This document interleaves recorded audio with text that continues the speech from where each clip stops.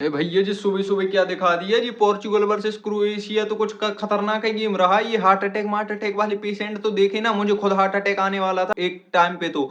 और भाई इससे अच्छा तो मैं वो देख लेता दिया बाती और ये रिश्ता क्या कहलाता है, कम से कम हार्ट अटैक तो नहीं आता। लेकिन भाई जो भी हुआ वो अलग बात है। लेकिन भाई इस गेम में एक ऐसा कंट्रोवर्शियल डिसीजन रहा है जिसको लोग रिग्ड कह रहे हैं या फिर कह रहे हैं अनफेयर था, जो कि इंजरी टाइम में हुआ है। वो भी इंजरी टाइम बहुत ज्यादा दे दिया था, उसके बारे में अपन बात करेंगे, पूरा एक्सप्लेनेशन देखेंगे उसके बारे में। लेकिन उससे पहले I want you guys to subscribe to my channel. भाई मैं पूरा वर्ल्ड कप कवर कर रहा हूं, तो प्लीज भाई सब्सक्राइब कर लेना चैनल को और लाइक कर देना वीडियो को। तो सबसे पहले बात करते हैं भाई फर्स्ट हाफ की। तो first half Portugal versus Croatia जब शुरू हुआ तो हमें देखने को मिल रहा था कि पोर्चुगल के पास पोजीशन ज्यादा था, लेकिन वो पोजीशन कुछ काम का नहीं था, क्योंकि if you are just moving the ball around और कोई पर्पस नहीं है आपका बॉल इधर उधर जाने का, ना कोई लाइन ब्रेकिंग पासेस हैं, ना कोई ऐसे क्रिएटिविटी है, ना थ्रू पासेस हैं, तो उस पोजीशन का कुछ काम नहीं है। इवेंचुअली वो तुम्हें बाद में हट ही करेगा, क्योंकि the second you will lose the ball सीधा काउंटर पड़ेगा तुम पे और तुम्हें दिक्कत हो जाएगी। और वो हो भी रहा था फर्स्ट हाफ में। लेकिन क्रोएशिया के जो स्ट्राइकर हैं बुद्धिमान,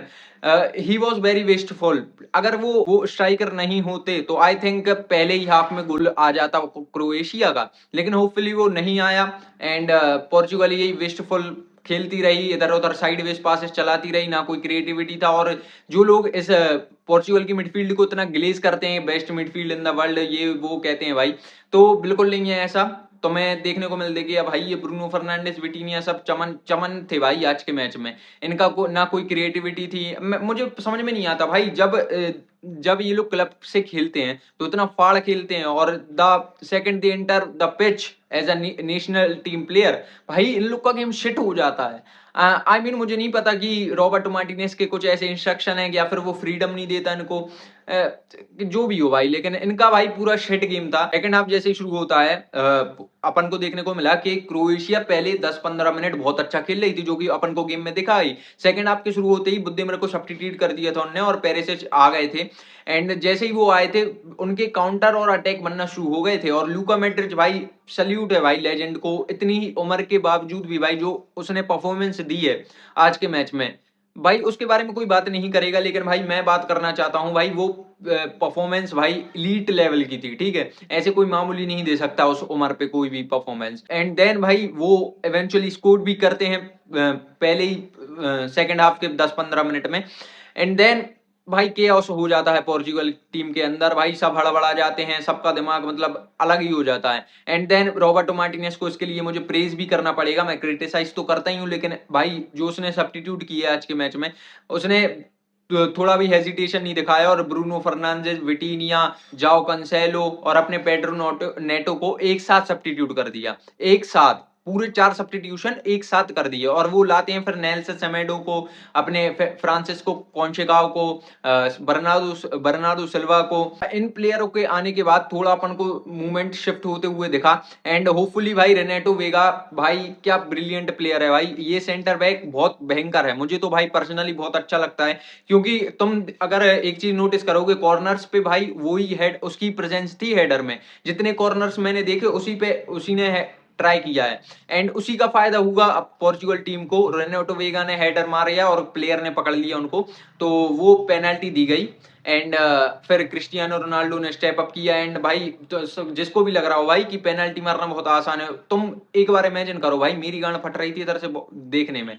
इतना 60-70 मिनट पे 1-0 डाउन है अब तुम्हारी टीम, नॉकआउट मैच है, एंड तुम्हारे पास पूरे कंधों पे तुम्हारी रिस्पॉन्सिबिलिटी है। अगर तुमने ये पेनाल्टी छोड़ दी एंड देन पूरी टीम का मोडाउल डाउन हो जाएगा, तो पूरी रिस्पॉन्सिबिलिटी तुम पे है। तो भाई वो कभी भी इजी नहीं होती, लेकिन रोनाल्डो ने अपनी नब्स को काम करके भाई वो गोल स्कोर किया एंड पोर्चुगल 1-1 हो गई थी। अब इधर से भाई जो गेम हुआ ना, इट वॉज भाई बताओ भाई, इधर इधर सांस अटकी थी। And if I tell you the situation of mind, real situation of mind, what I was feeling at that time, भाई गोटे मुंह में आ गए थे सही बताऊं तो, ठीक है।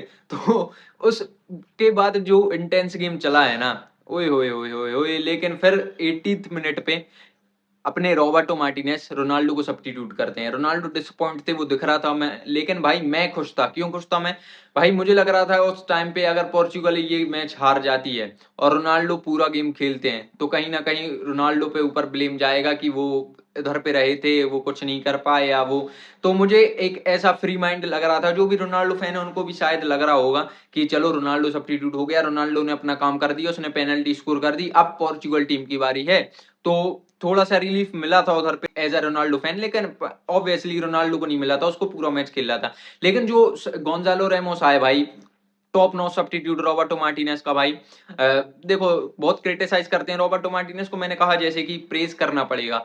तो उसके बाद भाई जो गेम हुआ ना, राफेल लियाओ भाई, राफेल लियाओ का वो cross, I want to thanks Rafael Leao, Gonzalo Ramos and all the player भाई, जो जिनने इतनी कोशिश की। तो रफालिया क्रॉस आता है, अपने गोंजालो रेमोस दो प्लेयरों के बीच में से हेडर मारते हैं, जंप करके टॉप नॉच फिनिश करते हैं, ब्रिलियंट फिनिश करते हैं। और भाई अपना एसी मिलान भी जाने वाला है, तो समझ रहे हो ना, अपना सब सेटिंग बन गई है भाई की। तो इधर से हमें पता लगता है कि गोंजालो रेमोस में भी वो पोटेंशियल है कि वो रोनाल्डो को रिप्लेस कर सकते हैं, अगर अपन कहीं इंटेंस मैच हो रहा हो, मोस्ट इंपॉर्टेंटली स्पेन के अगेंस्ट अगर कुछ काम ना कर रहा हो तो गोंजालो रेमोस भी आ सकते हैं। और हमने जब देखा कि रोनाल्डो और गोंजालो रेमोस साथ में खेल रहे थे, 4-4-2 फॉर्मेशन हो गई थी, वो भी कहीं ना कहीं मुझे लगता है वो काम कर रही थी। उसके बाद बहुत इंटेंस गेम चलता है एंड एट द एंड जब 10 मिनट का एडिट टाइम मिलता है, लास्ट मिनट में भी नहीं भाई, वो एडिट टाइम इनने भैया 119 मिनट पहुंचा दिया था। इसके बारे में कोई बात नहीं करेगा, तो मैं इसके बारे में कोई भी बात करते नहीं देखेगा कि इतना एडिट टाइम दे दिया भाई, इंजरी टाइम इतना कौन देता है, इतना कैसे बढ़ा दिया उनने।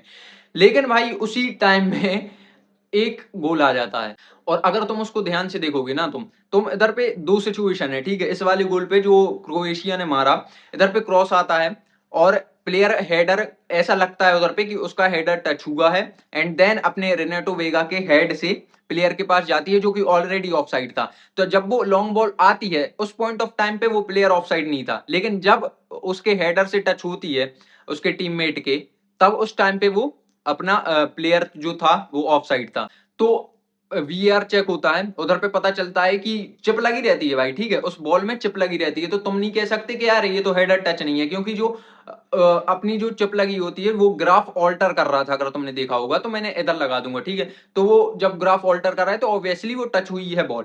और अब इधर पे एक सिचुएशन थी रेनेटो वेगा का जो हेडर लगा था, तो अगर रेनेटो वेगा का वो इंटेंशनली हेडर लगा होता, या फिर उसने इंटेंशनली मारा होता, या फिर लग के डायरेक्शन चेंज हुई होती बॉल की, देन वो गोल कंसीडर किया जाता। लेकिन उधर पे साफ साफ दिख रहा था कि वो अनइंटेंशनल था और डायरेक्शन भी चेंज नहीं हुई थी, एंड देन वो गोल स्कोर किया जाता है।